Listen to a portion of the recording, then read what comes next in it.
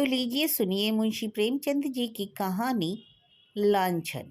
मुंशी श्याम किशोर के द्वार पर मुन्नू मेहतर ने झाड़ू लगाई, गुसलखाना धो धोकर साफ किया और तब द्वार पर आकर गृहिणी से बोला, माँ जी देख लीजिए, सब साफ कर दिया है, आज कुछ खाने को मिल जाए सरकार। देवरानी ने द्वार पर आकर कहा, अरे अभी तो तुम्हें महीना पाए 10 दिन नहीं हुए, फिर इतना जल्दी मांगने लगे। मुन्नू, क्या करूं माँ जी, खर्च ही नहीं चलता, अकेला आदमी, घर देखूं कि काम देखूं। तो ब्याह क्यों नहीं कर लेते? रुपए मांगते हैं सरकार, रुपए यहाँ खाने से ही नहीं बचता, थैली कहाँ से लाऊं? अरे अभी देव जवान हो, कब तक अकेले बैठे रहोगे? देवी जी ने कहा। मुन्नू, हजूर की इतनी निगाह है तो कहीं ना कहीं ठीक ही हो जाएगी, सरकार कुछ तो मदद करेंगी ना। देवी जी, हाँ हाँ तुम ठीक ठाक काम करो, मुझसे जो कुछ हो सकेगा मैं दे दूंगी। सरकार का मिजाज आज बड़ा अच्छा है, मुन्नू ने कहा। हुजूर इतना ख्याल करती हैं, दूसरे घरों में तो मालकिनें बात भी नहीं पूछती। सरकार को अल्लाह ने जैसी शकल सूरत दी है वैसा दिल भी दिया है। अल्लाह जानता है, हुजूर को देखकर भूख प्यास जाती रहती है। बड़े बड़े घर की औरतें देखी, मुदा आपके तलवों की बराबरी भी नहीं कर सकती। देवी, चल झूठे, मैं ऐसी कौन खूबसूरत हूँ?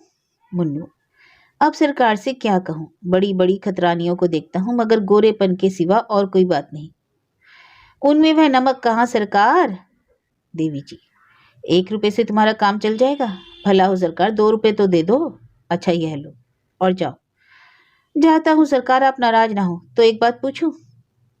क्या पूछते हो? पूछो मगर जल्दी, मुझे चूल्हा जलाना है। तो सरकार जाए फिर कभी कहूंगा। नहीं नहीं कहो, क्या बात है, अभी कुछ ऐसी जल्दी नहीं है। उन्नू, दाल मंडी में सरकार के कोई रहते हैं क्या? नहीं, यहाँ तो कोई नातेदार नहीं है।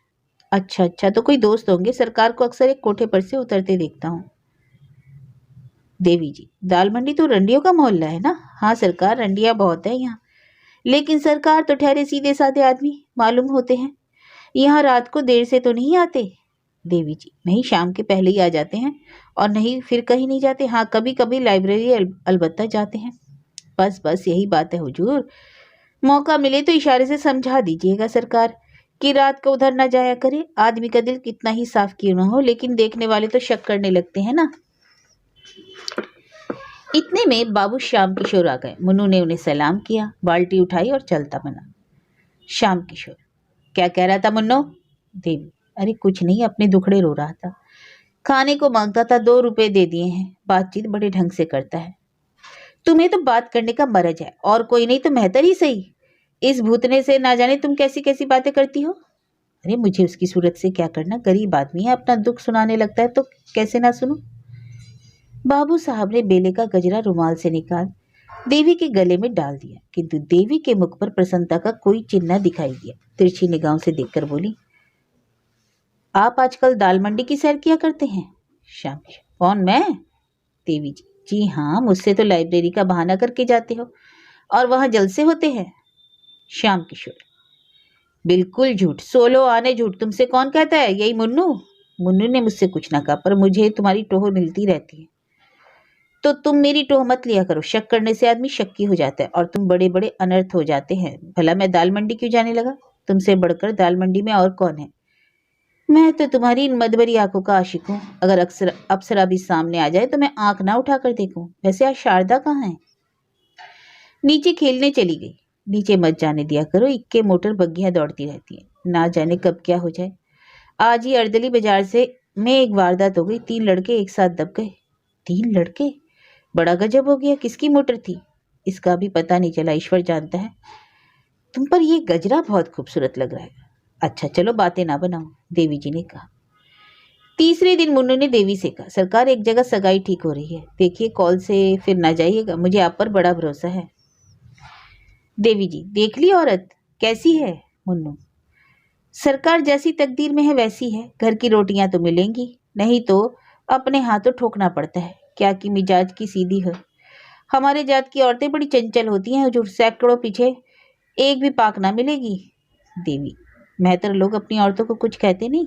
मुन्नू, क्या कहे हुजूर, डरते हैं कि कहीं अपने आसना से चुगली खाकर हमारी नौकरी चाकरी ना छुड़ा दे। मेहतरानियों पर बाबू साहबों की बहुत निगाह रहती है ना सरकार। देवी जी ने हंसकर कहा, चल झूठे, बाबू साहबों की औरतें क्या मेहतरानियों से भी गई बीती होती हैं। अब सरकार कुछ ना कहलाए, हुजूर को छोड़कर और तो कोई ऐसी बबुआइन दे नहीं देखता जिसका कोई बखान करे। बहुत ही छोटा आदमी हूँ सरकार, पर बबुआइनों की तरह मेरी औरत होती तो उससे बोलने को जी ना चाहता। हुजूर के चेहरे मोरे की कोई औरत तो मैंने कभी देखी ही नहीं। चल झूठे, इतनी खुशामद करना किससे सीखा? नु, खुशामद नहीं करता सरकार, सच्ची बात कहता हूँ। हुजूर एक दिन खिड़की के सामने खड़ी थी। रजा मियाँ की निगाह आप पर पड़ गई। जूते की बड़ी दुकान है उनकी। अल्लाह ने जैसे धन दिया है वैसा ही दिल। आपको देखते ही आंखें नीचे कर ली। आज बातों बातों में हुजूर की शकल सूरत को सराहने लगे। मैंने कहा जैसी सूरत वैसा सरकार को अल्लाह ने दिल भी दिया है। देवी, अच्छा, वह लंबा सा सांवले रंग का जवान? हाँ हाँ हुजूर वही। मुझसे कहने लगे कि किसी तरह एक बार फिर उन्हें देख पाता, लेकिन मैंने डांट कर कहा, खबरदार मियाँ, जो मुझसे ऐसी बातें की वहां तुम्हारी दाल न गलेगी। अच्छा किया तुमने, निगोड़े की आंख फूट जाए जरा जब इधर से जाता है खिड़की की और उसकी निगाह रहती है। कह देना इधर भूल कर भी ना ताके। मुन्नू, कह दिया हुजूर, कह दिया। हुक्म हो तो चलो, और तो कुछ साफ नहीं करना ना, सरकार के आने की बेला हो गई। मुझे देखेंगे तो कहेंगे क्या बातें कर रहा है। अच्छा ये रोटियां ले जाओ, आज चूल्हे से बच जाओगे। अल्लाह हुजूर को सलामत रखे। मेरा तो यही जी चाहता है कि इस दरवाजे पर पड़ा रहूं, एक टुकड़ा खा लिया करूं। सच कहता है हुजूर को देखकर भूख प्यास जाती रहती है। मुन्नू जा ही रहा था कि बाबू श्याम किशोर ऊपर आ पहुंचे। मुन्नू की पिछली बातें उनके कान में पड़ गई। मुन्नू ज्यों ही नीचे गया, बाबू साहब देवी से बोले, मैंने तुमसे कह दिया था ना कि मुन्नू को मुंह ना लगाओ, पर तुमने मेरी बात ना मानी। छोटे आदमी एक घर की बात दूसरे घर पहुंचा देते हैं, इन्हें कभी मुंह ना लगाना चाहिए। भूख प्यास बंद होने की क्या बात थी? देवी, क्या जाने भूख प्यास कैसी, ऐसी तो कोई बात ना थी। थी क्यों नहीं, मैंने साफ सुना है। मुझे तो ख्याल नहीं आता, होगी कोई बात। मैं कौन उसकी बात सब बातें बैठी सुना करती हूँ। श्याम किशोर, तो क्या वह दीवारों से बातें करता है?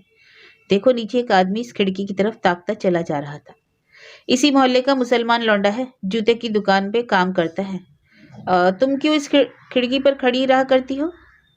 अरे चिक तो पड़ी हुई है। तुम अगर चिक के पास खड़ी होगी तो बाहर का आदमी साफ तुम्हें देख सकता है। देवी, अरे यह तो मुझे मालूम न था। अब कभी खिड़की खोलूंगी ही नहीं।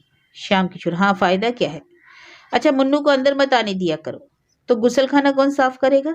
श्याम किशोर, खैर आए, मगर उससे बात न करनी चाहिए। आज एक नया थिएटर आया है, चलो देखें। सुना है इसके एक्टर बहुत अच्छे हैं। इतने में शारदा नीचे से मिठाई का दोना लिए दौड़ती है। देवी ने पूछा, अरे ये मिठाई किसने दी? राजा भैया ने दी है, कहते थे तुमको अच्छे अच्छे खिलौने ला दूंगा। यह राजा भैया कौन है? श्याम किशोर ने पूछा। अरे वही तो है जो इधर से गए हैं। वही तो नहीं जो लंबा सा सांवला सा आदमी है? हाँ हाँ वही। मैं अब उनके घर रोज जाऊंगी। शारदा ने कहा। क्या तू उसके घर गई थी? अरे वही तो गोद में उठाकर ले गए थे। श्याम किशोर, तू नीचे खेलने मत जाया कर, किसी दिन मोटर के नीचे दब जाएगी। देखते नहीं कितनी मोटरें आती जाती हैं। शारदा, राजा भैया कहते हैं तुम्हें मोटर पर हवा खिलाने ले जाएंगे। श्याम किशोर, तुम बैठी बैठी क्या करती हो जो तुमसे एक लड़की भी निगरानी नहीं की जा सकती? अरे इतनी बड़ी लड़की को संदूक में बंद करके तो नहीं रख सकती ना। तुम जवाब देने में तो बहुत तेज हो। यह मैं जानता हूँ। यह क्यों नहीं कहती कि बातें करने से फुर्सत नहीं मिलती? देवी जी, बातें किससे करती हूँ? यहाँ तो कोई पड़ोसन भी नहीं। मुन्नू से तो करती हो। अरे मिन्नू क्या मेरा कोई सगा है जिससे बैठी बातें किया करती हूँ? गरीब आदमी अपना दुख रोता है तो क्या कह दूँ? उसे दुत्कार दूं क्या? खैर खाना बना लो, 9 बजे तमाशा शुरू हो जाएगा, 7 बज गए हैं। देवी जी, तुम जाओ, देख आओ, मैं न जाऊंगी। श्याम किशोर, तुम ही तो महीने से तमाशे की रट लगाई हुई थी, अब क्या हो गया? कसम खा ली जो भी बात कहूं वह कभी ना मानोगी? देवी जी, जाने क्यों तुम्हारा ऐसा ख्याल है? मैं तो तुम्हारी इच्छा पाकर ही कोई काम करती हूँ। मेरे जाने से कुछ पैसे खर्च हो जाएंगे और रुपए कम पड़ जाएंगे तो तुम मेरी जान खाने लगोगे। यही सोचकर मैंने कहा था। अब तुम कहते हो तो चली चलूंगी। तमाशा देखना किसे बुरा लगता है? 9 बजे श्याम किशोर एक तांगे पर बैठकर देवी और शारदा के साथ थिएटर देखने चले। सड़क पर थोड़ी दूर गए कि पीछे से एक और तांगा आ पहुंचा। इस पर रजा बैठा हुआ था और उसके बगल में बैठा था मुन्नू मेहतर, जो बाबू साहब के घर में सफाई करता था। देवी ने उन दोनों को देखते ही सिर झुका लिया। उसे आश्चर्य हुआ कि रजा और मुन्नू में इतनी गाढ़ी मित्रता है कि रजा उसे तांगे पर बैठाकर सैर कराने ले जाता है। शारदा रजा को देखते ही बोल उठी, बाबूजी देखो वह राजा भैया आ रहे हैं, ताली बजाकर। राजा भैया इधर देखो, हम लोग तमाशा देखने जा रहे हैं। रजा मुस्कुरा दिया, मगर बाबू साहब मारे क्रोध के तिलमिला उठे। उन्हें ऐसा मालूम हुआ कि ये दुष्ट केवल पीछा करने के लिए आ रहा है। इन दोनों में जरूर साठ गांठ है, नहीं तो रजा मुन्नू को साथ क्यों लेता। उनसे पीछा छुड़ाने के लिए उन्होंने तांगे वाले से कहा, और तेज चलो, देर हो रही है। तांगा तेज हो गया। रजा ने भी अपना तांगा तेज किया। बाबू साहब ने जब तांगे को धीमा करने को कहा तो उसने भी धीमा कर लिया। आखिर बाबू साहब ने झुंझला कर कहा, तुम तांगे को छावनी की ओर ले चलो, हम थिएटर देखने नहीं जाएंगे। तांगे वाले ने उनकी ओर कौतूहल से देखा और तांगा फेर दिया। राजा का तांगा फिर भी नहीं गया। बाबू साहब को इतना क्रोध आ रहा था कि राजा को ललकारूं, पर डरते थे कि कहीं झगड़ा हो जाए तो बहुत से आदमी जमा हो जाएंगे और व्यर्थी झेप होगी। लहू का घूंट पीकर रह गए। अपने ही ऊपर झुंझलाने लगे कि नाहक आया। क्या जानता था कि ये दोनों शैतान सिर पर सवार हो जाएंगे। मुन्नू को तो कल ही निकाल दूंगा। राजा का तांगा कुछ दूर चलकर दूसरी तरफ मुड़ गया। बाबू साहब का क्रोध कुछ शांत हुआ, किंतु अब थिएटर जाने का समय नहीं था। छावनी से ही घर लौट आए। देवी ने कोठे पर आकर कहा, मुफ्त में तांगे वाले को 2 रुपए देने पड़े। श्याम किशोर ने उसकी और रक्त शोषक दृष्टि से देखकर कहा, और मुन्नी से बातें करो, खिड़की पर खड़ी होकर रजा को छवि दिखाओ।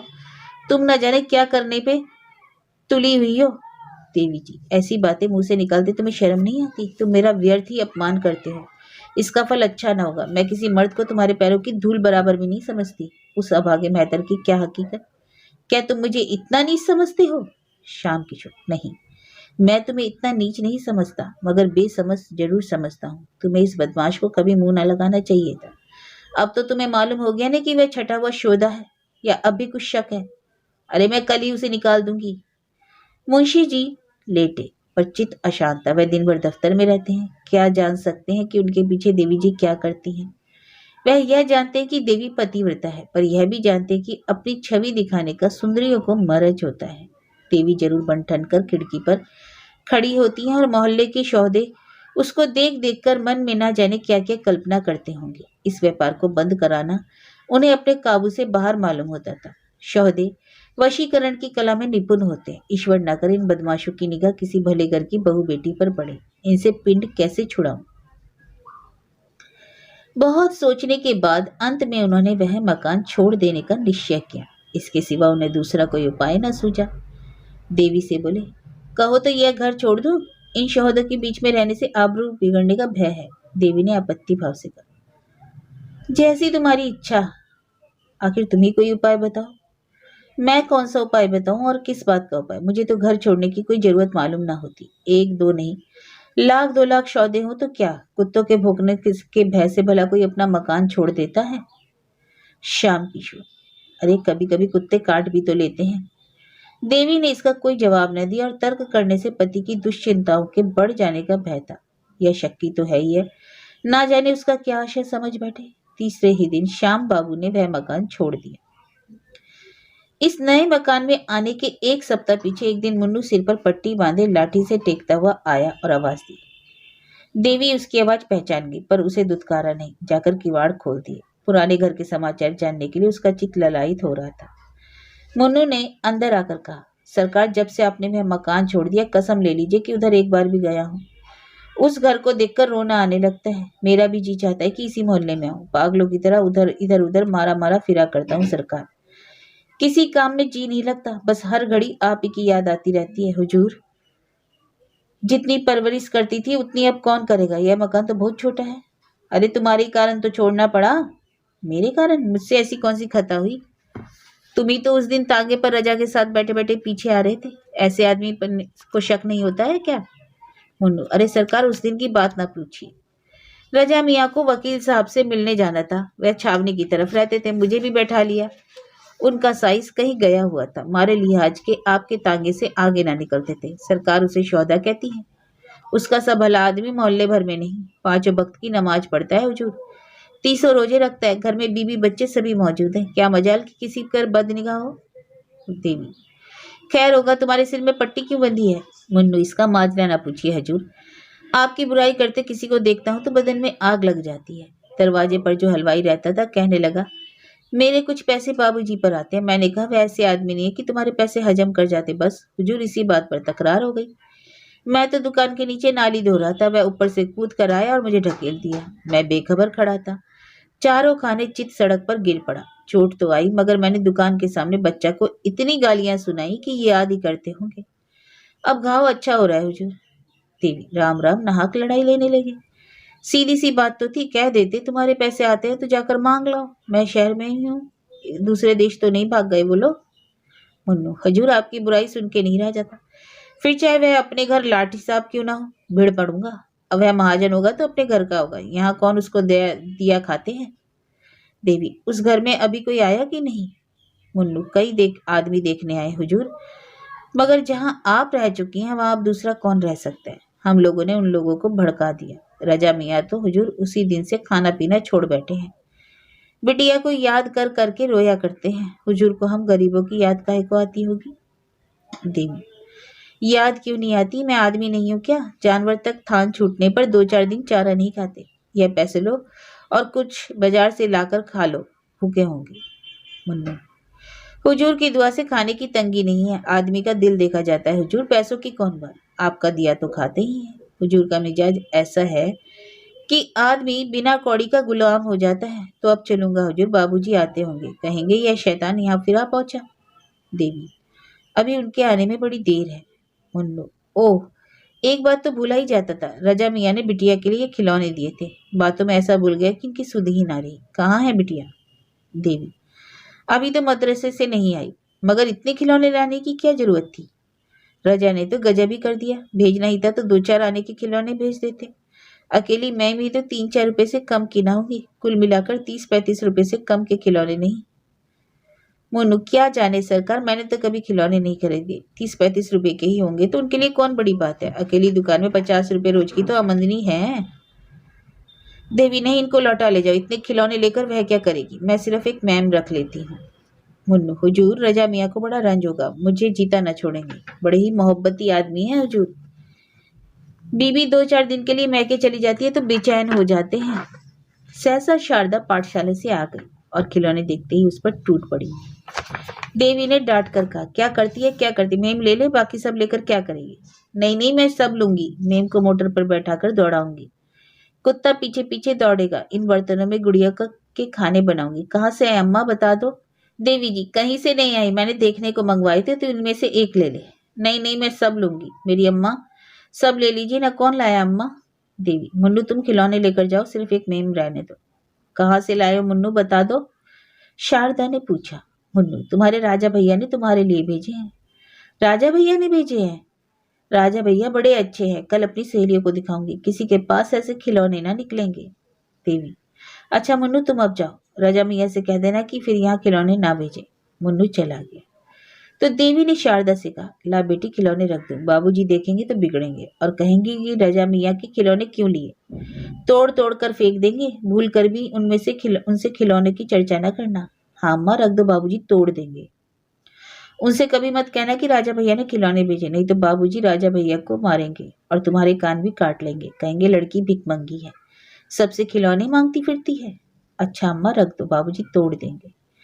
इतने में बाबू श्याम किशोर भी दफ्तर से आ गए। भुएं चढ़ी हुई थी, आते ही बोले, अरे वह शैतान मुनि इस मोहल्ले में भी आने लगा, मैंने आज उसे देखा। क्या यहाँ आया था। हाँ आया तो था, देवी जी ने हिचकिचाते हुए कहा। और तुमने आने दिया। मैंने मना किया था कि उसे कभी अंदर कदम न रखने देना।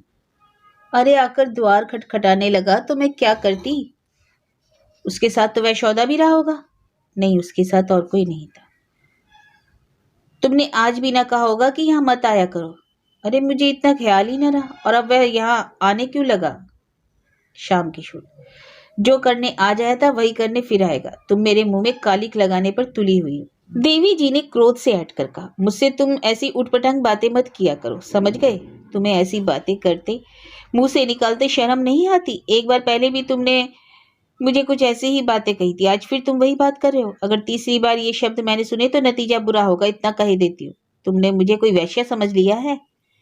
श्याम किशोर मैं नहीं चाहता कि वह मेरे घर आए, तो मना क्यों नहीं कर देते। मैं तुम्हें रोकती हूँ, तुम क्यों नहीं मना कर देती।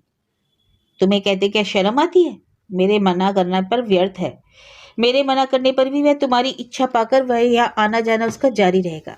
देवी जी ने होठ चबाकर कहा। अच्छा, अगर वह आता ही रहे तो क्या हानि है, मेहतर सभी घरों में आया जाया करते हैं। श्याम किशोर, अगर मैंने मुन्नू को कभी अपने द्वार पर फिर देखा तो तुम्हारी कुशल नहीं इतना समझाई देता हूँ। यह कहते हुए श्याम किशोर नीचे चले गए और देवी स्तंभित खड़ी रह गई। तब उसका हृदय इस अपमान, लांछन और अविश्वास के आघात से पीड़ित हो उठा। वह फूट फूट कर रोने लगी। उसको सबसे बड़ी चोट जिस बात से लगी वह यह थी कि मेरे पति मुझे इतना नीच, इतना निर्लज समझते हैं। जो काम वैश्या भी न करेगी उसका संदेह मुझ पर कर रहे हैं।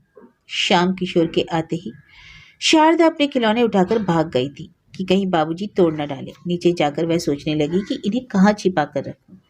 वह इसी सोच में थी कि उसकी एक सहेली आंगन में आ गई। शारदा उसे अपने खिलौने दिखाने के लिए आतुर हो उठी।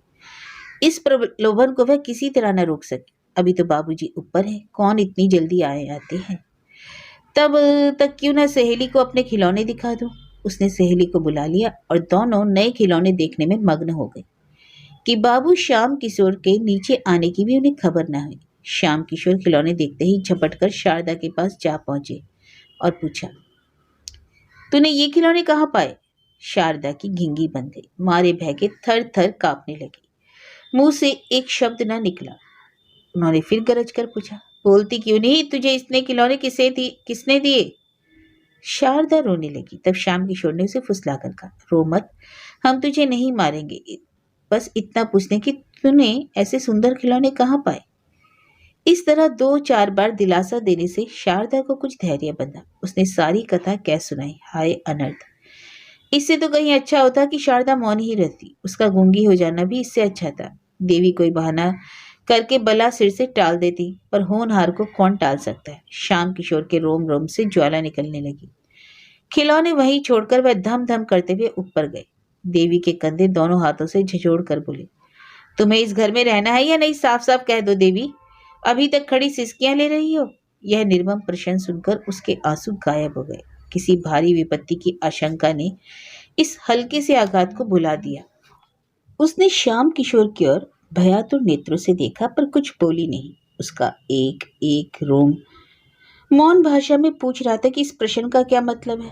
श्याम किशोर ने फिर कहा, तुम्हारी जो इच्छा हो साफ साफ कह दो। अगर मेरे साथ रहते रहते तुम्हारा जी उब गया है तो तुम्हें अख्तियार है। मैं तुम्हें कैद करके नहीं रखना चाहता। मेरे साथ तुम्हें छल कपट करने की जरूरत नहीं। मैं सहर्ष तुम्हें विदा करने को तैयार हूँ।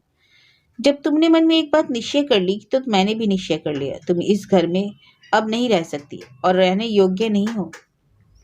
देवी ने आवाज को संभाल कर कहा, तुम्हें आजकल क्या हो गया है जो हर वक्त जहर उगलते रहते हो? अगर मुझसे जी उब गया है तो जहर दे दो। जला जला कर क्यों जान मारते हो? मेहतर से बात करना तो ऐसा अपराध ना था। जब उसने आकर पुकारा तो मैंने आकर द्वार खोल दिया। अगर मैं जानती कि जरा सी बात का बतंगड़ हो जाएगा तो उसे दूर से ही धुतकार देती। शाम, जी चाहता है तालू से जबान खींच ले। बातें होने लगी, इशारे होने लगे, तोहफे आने लगे, अब क्या बाकी रहा? क्यों नाहक घाव पर नमक छिड़कते हुए? एक अबला की जान लेकर कुछ पा ना जाओगे? श्याम किशोर, मैं झूठ कहता हूँ? हाँ हाँ, तुम झूठ कहते हो। तो ये खिलौने कहाँ से आए?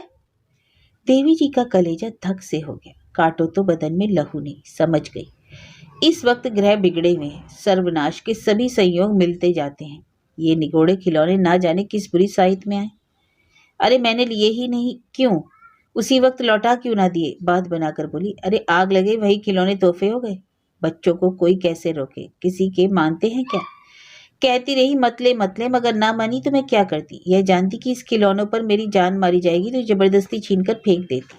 श्याम किशोर, इनके साथ और कौन कौन सी चीजें आई हैं? भला चाहती हो तो अभी लाओ। जो कुछ आया होगा तो इसी घर में होगा। देख क्यों नहीं लेते? इतना बड़ा घर भी नहीं कि 4 दिन देखने में लग जाएं। श्याम किशोर, मुझे फुर्सत नहीं है। खैरियत इसी में है कि जो चीजें आई हैं लाकर मेरे सामने रख दो। यह तो नहीं हो सकता कि लड़की के लिए खिलौने आए और तुम्हारे लिए कोई सौगात ना आए। तुम भरी गंगा में कसम खाओ तो मुझे विश्वास ना आएगा। अरे तो घर देख क्यों नहीं लेते हो? कह दिया ना मुझे फुर्सत नहीं। सीधे से सारी चीजें लाकर रख दो, नहीं तो इसी दम गला दबाकर मार डालूंगा। मारना हो तो मार डालो। जो चीजें आई नहीं उन्हें मैं दिखाकर कहां से दूं? श्याम किशोर ने क्रोध में उन्मत्त होकर देवी को इतनी जोर से धक्का दिया कि वह चारों खाने चित जमीन पर गिर पड़ी। तब उसके गले पे हाथ रखकर बोले, दबा दूं गला? ना दिखलाएगी तू इन चूजे को? जो अरमान हो पूरे कर लो तुम। श्याम किशोर, खून पी जाऊंगा, तूने समझा क्या है? अगर दिल की प्यास बुझती हो तो पी जाओ ना। तो फिर उस मेहतर से बातें तो ना करोगी? अगर अब मुन्नू या उस शौहदे को द्वार पर देखा तो गला काट दूंगा। यह कहकर बाबूजी ने देवी को छोड़ दिया और बाहर चले गए, लेकिन देवी उसी दशा में बड़ी देर तक पड़ी रही।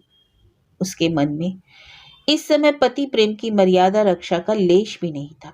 उसका अंतःकरण प्रतिकार के लिए विकल हो रहा था। इस वक्त अगर वह सुनती कि श्याम किशोर को किसी ने बाजार में जूते से पीटा तो कदाचित वह खुश होती। कई दिनों तक पानी से भीगने के बाद आज यह झोंका पाकर प्रेम की दीवार भूमि पर गिर पड़ी और मान की रक्षा करने वाली कोई साधना न रही। आज केवल संकोच और लोक लाज की हल्की सी रस्सी रह गई थी, वह भी एक झटके से टूट सकती है।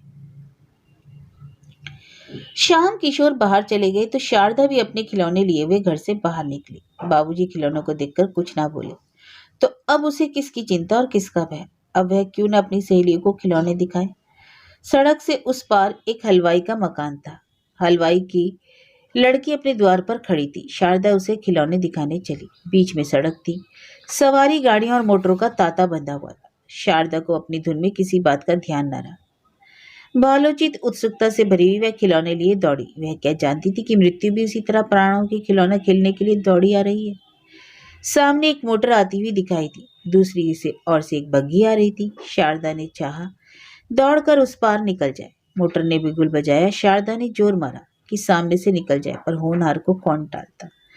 मोटर बालिका को रौंदती हुई चली गई। सड़क पर एक मांस का लोथ पड़ा रह गई। खिलौने ज्यों के त्यों थे, उनमें से एक भी ना टूटा था। खिलौने रह गए, खेलने वाला चला गया। दोनों में कौन स्थायी है कौन अस्थायी, इसका फैसला कौन करे? चारों ओर से लोग दौड़ पड़े। अरे यह तो बाबूजी की लड़की है, बाबूजी की, जो ऊपर वाले मकान में रहते हैं। ये लोथ कौन उठाए? एक आदमी लपक कर पुकारा, बाबूजी, बाबूजी, आपकी लड़की तो सड़क पर नहीं खेल रही, जरा नीचे तो आ जाइए। देवी ने छज्जे पर खड़े होकर सड़क की ओर देखा तो शारदा की लोथ पड़ी हुई थी। चीख मारकर बेतहाशा नीचे दौड़ी और सड़क पर आकर बालिका को गोद में उठा लिया। उसके पैर कांपने लगे। इस वज्रपात ने उसे स्तंभित कर दिया। रोना भी ना आया। मोहल्ले के कई आदमी पूछने लगे, बाबूजी कहाँ गए हैं, उनको कैसे बुलाया जाए? देवी क्या जवाब देती? वह तो संज्ञाहीन हो गई थी। लड़की की लाश गोद में लिए उसके रक्त से अपनी वस्त्रों को भिगोती आकाश की ओर ताक रही थी, मानो देवता से पूछ रही हो, क्या सारी विपत्तियां मुझी पर आएंगी? अंधेरा होता जा रहा था, पर बाबूजी का पता नहीं था। कुछ मालूम भी नहीं वह कहाँ गए। धीरे धीरे 9 बज गए। अब तक बाबूजी ना लौटे। इतनी देर तक बाहर ना रहते थे, क्या आज ही उन्हें भी गायब होना था? 10 बज गए। अब देवी रोने लगी। उसे लड़की की मृत्यु का इतना दुख नहीं था जितना अपनी असमर्थता का। वह कैसे शव की दाह क्रिया करेगी? कौन उसके साथ जाएगा? क्या इतनी रात गए कोई उसके साथ चलने को तैयार होगा? अगर कोई ना गया तो क्या उसे अकेली जाना पड़ेगा? क्या रात भर लोथ पड़ी रहेगी? ज्यों ज्यों सन्नाटा होता जाता देवी को भय होता था। वह पछता रही थी कि शाम ही को क्यों न इसे लेकर चली गई। 11 बजे सहसा किसी ने द्वार खोला।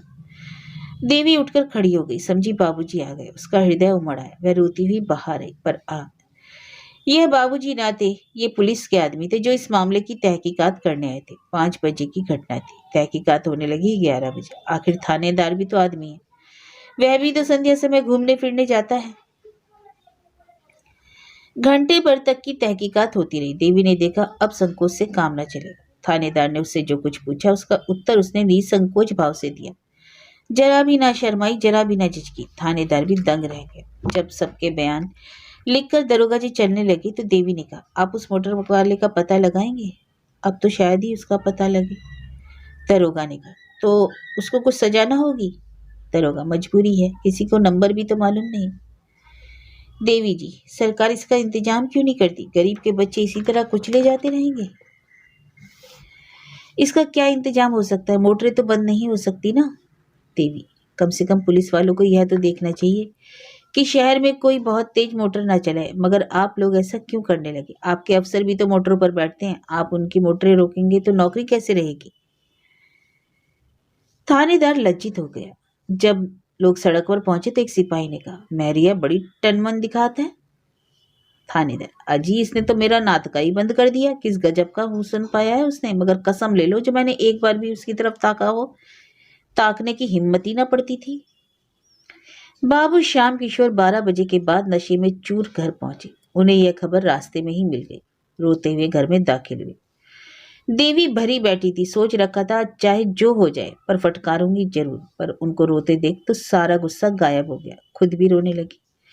दोनों बड़ी देर तक रोते रहे। इस विपत्ति ने दोनों के हृदयों को एक दूसरे की ओर बड़ी जोर से खींचा। उन्हें ऐसा ज्ञात हुआ कि उसमें फिर पहले का सा प्रेम जागृत हो गया है। प्रातःकाल जब लोग दाह क्रिया करके लौटे तो श्याम किशोर ने देवी की ओर स्नेह से देखकर करुण स्वर में कहा, तुम्हारा जी अकेले कैसे लगेगा? तुम 10-5 दिन की छुट्टी क्यों ना ले लेते हो? श्याम किशोर, यही तो मैं भी सोचता हूँ, 15 दिन की छुट्टी ले लूं। श्याम बाबू दफ्तर से छुट्टी लेने चले गए। इस विपत्ति में भी आज देवी का हृदय जितना प्रसन्न था उतना उधर महीनों से न हुआ। बालिका को खोकर वह विश्वास और प्रेम पा गई और यह उसके आंसू पहुंचने के लिए कुछ कम न था। हा आहा अभागिनी, खुश मत हो, तेरे जीवन का यह अंतिम कांड होना भी बाकी है जिसकी आज तू कल्पना भी नहीं कर सकती। दूसरे दिन श्याम किशोर घर पर ही थे तो मुन्नू ने आकर सलाम किया। श्याम किशोर ने कड़ी आवाज में पूछा, क्या है जी, तुम क्यों बार बार यहाँ आया करते हो? दीन भाव से बोला, मालिक कल की बात जो सुनता है उसी को रंज होता है। मैं तो हुजूर गुलाम ठहरा, अब नौकर नहीं। तो क्या सरकार का नमक तो खा चुका हूँ? भला वह हड्डियों से कैसे निकल सकता है? कभी कभी हाल अहवाल पूछने आ जाता हूँ। जब से कल वाली बात सुनी है हुजूर, ऐसा कसक हो रहा है कि क्या कहूँ। कैसी प्यारी प्यारी बच्ची थी कि देखकर दुख दूर हो जाता था। मुझे देखते ही मुन्नू मुन्नू करके दौड़ती थी। अरे जब गैरों का यह हाल है तो हुजूर का दिल पर जो बीत रही होगी हुजूर ही जानते हैं। श्याम बाबू कुछ नरम होकर बोले, ईश्वर की मर्जी में इंसान का क्या चारा। मेरा तो घर ही अंधेरा हो गया, अब तो यहाँ रहने को जी नहीं चाहता। मालकिन तो और भी बेहाल होंगी। श्याम किशोर, जी मैं तो उसे शाम सवेरे खिला लिया करता था। माँ तो दिन भर साथ रहती थी। मैं तो काम धंधों में भूल भी जाऊंगा, वह कहाँ भूल सकती है। उनको तो सारी जिंदगी का अब रोना हो गया।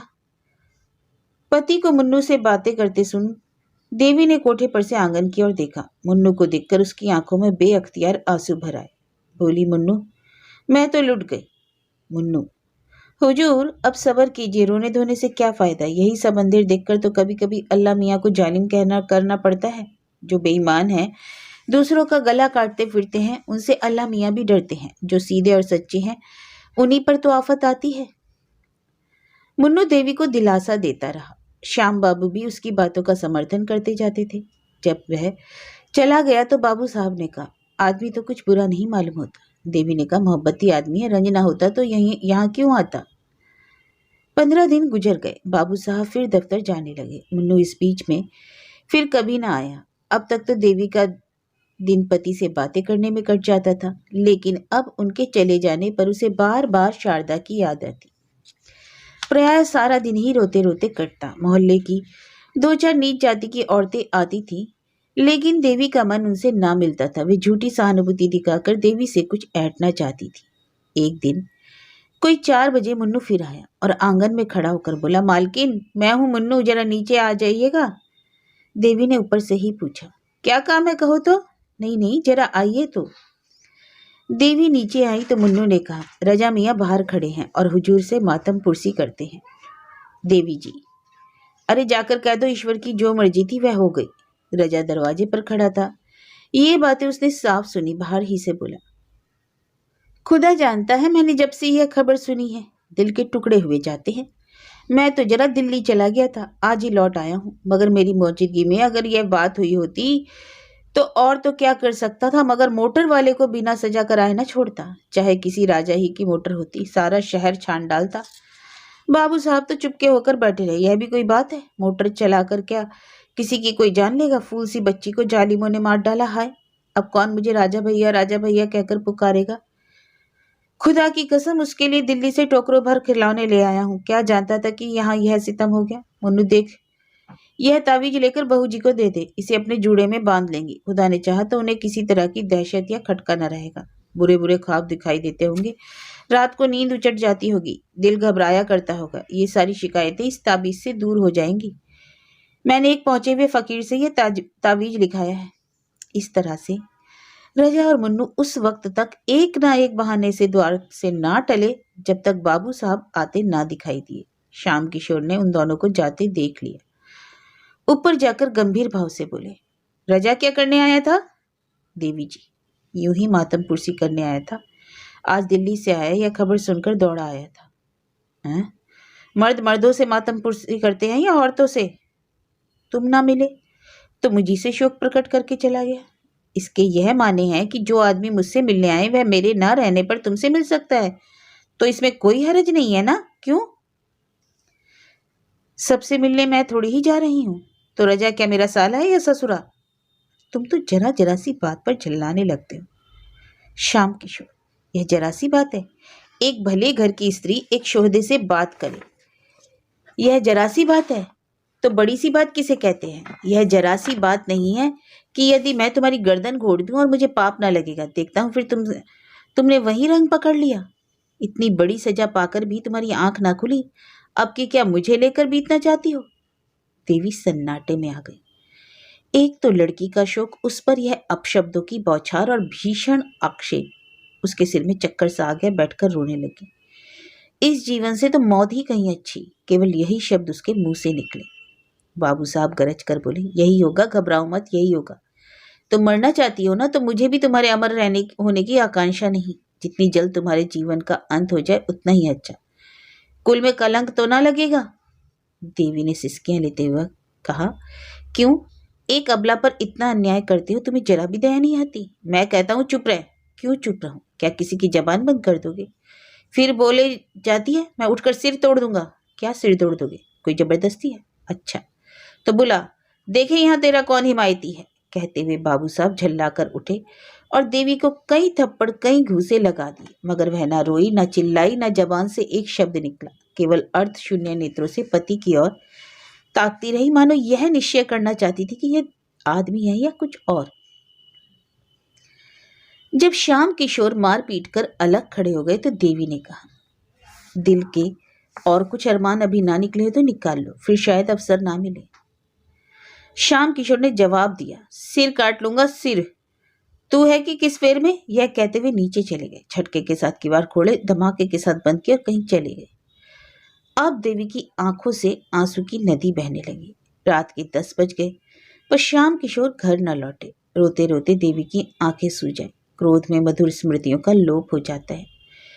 देवी को ऐसा ज्ञात होता है कि श्याम किशोर उनके साथ कभी प्रेम ही ना था। कुछ दिनों वह उसका मुंह अवश्य जोते रहते थे, लेकिन बनावटी प्रेम था। उसके यौवन का आनंद लूटने ही के लिए उससे मीठी मीठी प्यार की बातें की जाती थी। उसे छाती से लगाया जाता था, उसे कलेजे पर सुलाया जाता था। वह सब दिखावा था, स्वांग था। उसे याद ही ना आता था कि कभी उसे सच्चा प्रेम किया गया हो। अब वह रूप नहीं रहा, यौवन नहीं रहा, नवीनता नहीं रही, फिर उसके साथ क्यों ना अत्याचार किया जाए। उसने सोचा, कुछ नहीं, अब इनका दिल मुझसे फिर गया है, नहीं तो क्या इस जरा सी बात पर मुझ पर ये टूट पड़ते। कोई ना कोई लांछन लगाकर मुझसे गला छुड़ाना चाहते हैं। यही बात है ना कि मैं क्यों इनकी रोटियों और इनकी मार खाने के लिए इस घर में पड़ी हूँ। जब प्रेम ही नहीं रहा तो मेरे यहाँ रहने का धिक्कार है। मैके में कुछ ना सही, यह दुर्गति तो ना होगी। इनकी यही इच्छा है तो यही सही, मैं भी समझ लूंगी कि विधवा हो गई। ज्यों ज्यों रात गुजरती थी, देवी जी के प्राण सूखे जाते थे। उसे यह धड़का समाया हुआ था कि कहीं वह आकर फिर ना मारपीट शुरू कर दे। कितने क्रोध से तो गए हैं, वहारी तकदीर। अब मैं इतनी नीच हो गई कि मेहतरों से, जूतों वालों से आशिनाई करने लगी। इस भले आदमी को ऐसी बातें मुंह से निकालते शर्म भी नहीं आती। ना जाने इनके मन में ऐसी बातें आती कैसे हैं। कुछ नहीं, यह स्वभाव के नीच, दिल के मैले, स्वार्थी आदमी है। नीचों के साथ नीच ही बनना चाहिए। मेरी भूल थी कि इतने दिनों से इनकी घुड़कियां सहती रही। जहाँ इज्जत नहीं, मर्यादा नहीं, प्रेम नहीं, विश्वास नहीं, वहाँ रहना बेहयाई है। कुछ मैं इनके साथ बिक तो गई ही नहीं कि यह जो चाहे करे, मारे या काटे, पड़ी सहा करो। सीता जैसी पत्नियां होती थी, जो राम जैसे पति भी तो होते थे। देवी को ऐसी शंका होने लगी कि कहीं श्याम किशोर आते ही सचमुच उसका गला न दबा दे या छुरी भोंक दे। और वह समाचार पत्रों में ऐसे कई हरजाइयों की खबरें पढ़ भी चुकी है। शहर में ही ऐसी कई घटनाएं घट चुकी हैं। मारे भय के थरथरा उठी। यहाँ रहने से प्राणों की कुशल ना थी।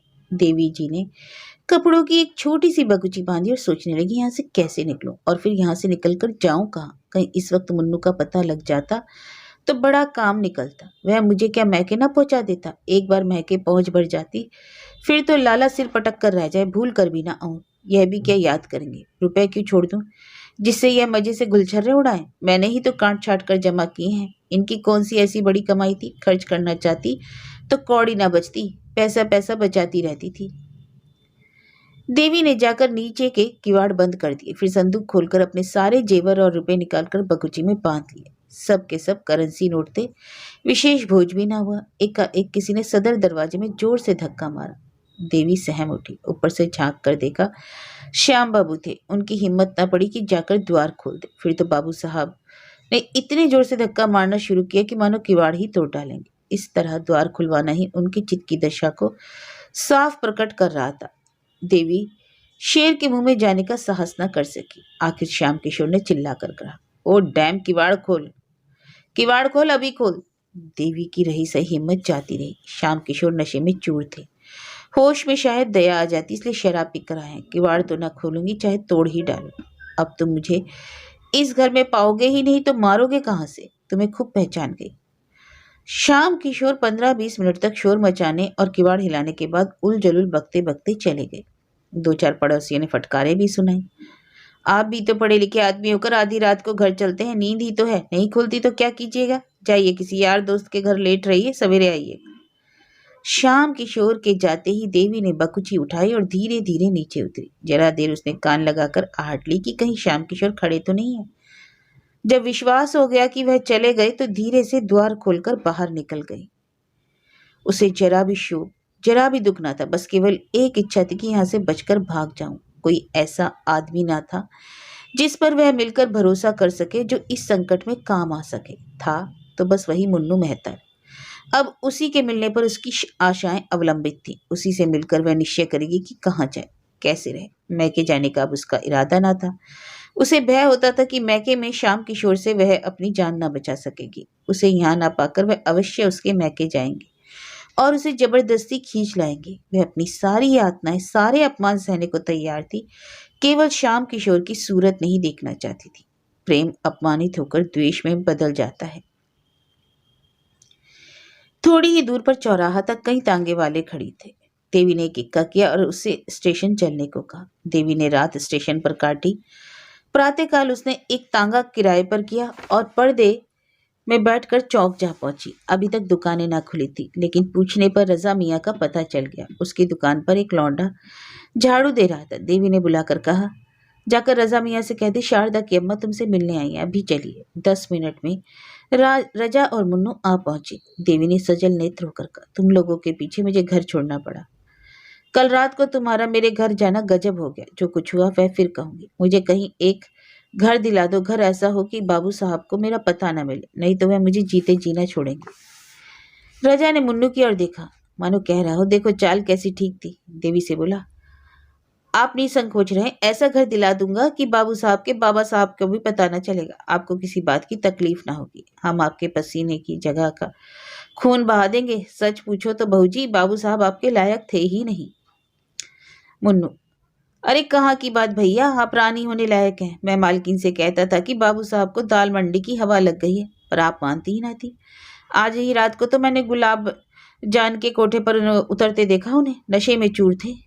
देवी जी, अरे झूठी बात, उनकी ही आदत नहीं, गुस्सा जरूर करते हैं और गुस्से में आकर उन्हें नेकबद कुछ नहीं सोचता, लेकिन निगाह के बुरे नहीं वो। हुजूर तो मानती नहीं तो क्या करूं? अच्छा कभी दिखा दूंगा, तब तो मानिएगा। रजा, आप दिखाना पीछे, इस वक्त आपको मेरे घर पहुंचा दे, ऊपर ले जाना, तब तक मैं एक मकान देखने जाता हूँ, आपके लायक बहुत ही अच्छा है। देवी जी, तुम्हारे घर में बहुत सी औरतें होंगी। रजा, कोई नहीं है बहू जी, सिर्फ एक बुढ़िया मामी है, वह आपके लिए एक कहारिन बुला देगी। आपको किसी बात की तकलीफ ना होगी। मैं मकान देखने जा रहा हूँ। अच्छा जरा बाबू साहब की तरफ भी होते आना, देखना घर आए कि नहीं। रजा, बाबू साहब से तो मुझे चिढ़ हो गई है, शायद नजर में आ जाए तो मेरी उनसे लड़ाई हो जाए। जो मर्द आप जैसी हुस्न की देवी की कदर नहीं कर सकता वह आदमी नहीं। मुन्नू, बहुत ठीक कहते हो भैया, ऐसी शरीफ जादू को ना जाने किस मुंह से डांटते हैं। मुझे इतने दिन हुजूर की गुलामी करते हो गए, कभी एक बात ना कही। रजा मकान देखने गया और तांगा रजा के घर की तरफ चला। देवी के मन में इस समय एक शंका का आभास हुआ, कहीं ये दोनों सचमुच शोधे तो नहीं। लेकिन कैसे मालूम है? यह सत्य है कि देवी ने जीवन पर्यंत के लिए स्वामी का परित्याग किया था, पर इतनी ही देर में उसे कुछ पश्चाताप होने लगा था। अकेली एक घर में कैसे रहेगी, बैठी बैठी क्या करेगी, यह कुछ उसकी समझ में ना आता था। उसने दिल से कहा, क्यों ना घर लौट चलूं, ईश्वर करे वह अभी घर ना आए हो। मुन्नू से बोली, तुम जरा दौड़कर देखो तो बाबूजी घर आए कि नहीं। मुन्नू, आप चलकर आराम से बैठे, मैं देख आता हूँ। ना मैं अंदर ना जाऊंगी। मुन्नू, खुदा कसम खा के कहता हूँ घर बिल्कुल खाली है। आप हम लोगों पर जरा भी शक नहीं करें। हम वह लोग हैं कि आपका हुक्म पाए तो आग में कूद पड़े। देवी इक्के से उतरकर घर के अंदर चली गई। चिड़िया एक बार पकड़ जाने पर भी फड़फड़ाई, किंतु पैरों में लासा लगे होने के कारण उड़ न सकी और शिकारी ने उसे अपनी झोली में देख रख लिया। वह भागिनी क्या कर, फिर कभी डालियों पर चहकना नसीब होगा। श्याम किशोर सवेरे घर लौटे तो उनका चित्त शांत हो गया था। उन्हें शंका हो रही थी कि कदाचित देवी घर में ना होंगी।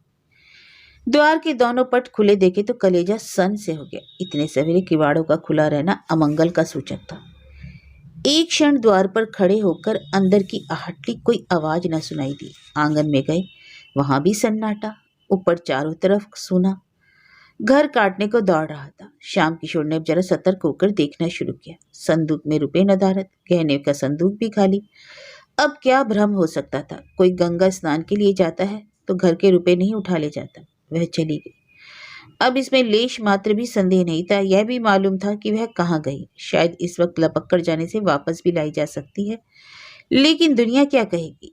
श्याम किशोर ने अब चारपाई पर बैठकर ठंडे दिल से इस घटना की विवेचना करनी शुरू की। इसमें तो संदेह न था कि रजा और उसके पिट्ठू मुन्नू ने ही बहकाया है। आखिर बाबूजी का कर्तव्य क्या था।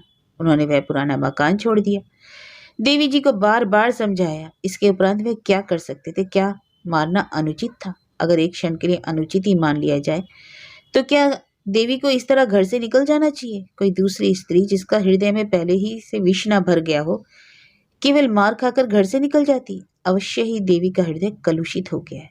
बाबू साहब ने फिर सोचा, अभी जरा देर में मेहरी आएगी, वह देवी को घर में ना देखकर पूछेगी तो क्या जवाब दूंगा। दम के दम सारे मोहल्ले में यह खबर फैल जाएगी। हाय भगवान, क्या करूं। श्याम किशोर के मन में इस वक्त जरा भी पश्चाताप, जरा भी दया नहीं थी।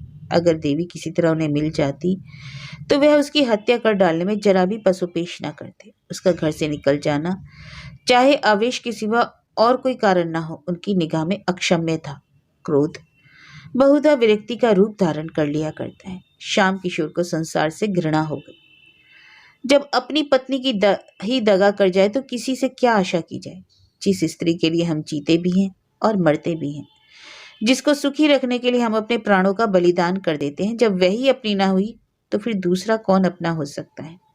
इस स्त्री को प्रसन्न रखने के लिए उन्होंने क्या नहीं किया। घर वालों से लड़ाई की, भाइयों से नाता तोड़ा, यहाँ तक कि वे अब उनकी सूरत भी नहीं देखना चाहते। उसकी कोई ऐसी इच्छा न थी कि जो इन्होंने पूरी ना की हो। उसका जरा सा सिर भी दुखता तो उनके हाथों के तोते उड़ जाते, रात की रात उसकी सेवा में बैठे रह जाते। वही स्त्री आज उनसे दगा कर गई, केवल एक गुंडे के बहकाने में आकर। गुंडों पर इल्जाम लगाना तो एक प्रकार से मन को समझाना है। जिसके दिल में खोट ना हो उसे कोई क्या बहका सकता है। जब इस स्त्री ने धोखा दिया तो फिर समझना चाहिए कि संसार में प्रेम और विश्वास का अस्तित्व ही नहीं, यह केवल भावुक प्राणियों की कल्पना मात्र है। ऐसे संसार में रहकर दुख और दुराशा के सिवा और क्या मिलता है। हे दुष्टा, ले आज से तू स्वतंत्र है, जो चाहे सब कर। अब कोई तेरा हाथ पकड़ने वाला नहीं रहा। जिसे तू प्रियतम कहते नहीं थकती थी, उसके साथ तूने यह कुटिल व्यवहार किया। चाहूं तो तुझे अदालत में घसीट कर इस पाप का दंड दे सकता हूं, मगर क्या फायदा। इसका फल तुझे ईश्वर देगा। श्याम किशोर चुपचाप नीचे उतरे, ना किसी से कुछ कहा, ना सुना। द्वार खुले छोड़ दिए और गंगा तट की ओर चले गए।